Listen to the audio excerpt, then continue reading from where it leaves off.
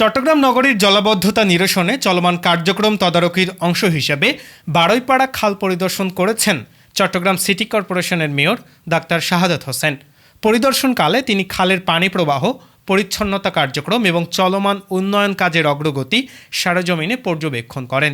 এ সময় সংশ্লিষ্ট প্রকৌশলী ও কর্মকর্তাদের প্রয়োজনীয় দিক নির্দেশনা দেন। এ সময় মেয়র বলেন, বারৈপাড়া খাল খনন প্রকল্প প্রায় 10 লাখ মানুষকে জলাবদ্ধতার সমস্যা থেকে রক্ষা করেছে।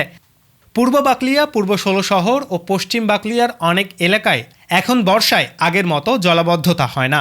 মেয়র আরও বলেন, খনন প্রকল্পের ফলে শুধু জলাবদ্ধতা কমেনি, স্থানীয় যোগাযোগ ব্যবস্থাও উন্নত হয়েছে।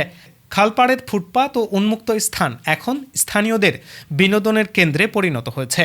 মেয়র সংশ্লিষ্ট কর্মকর্তাদের নিয়মিত খাল তদারকি, আবর্জনা অপসারণ এবং রক্ষণাবেক্ষণ কার্যক্রম আরও জোরদার করার নির্দেশ দেন।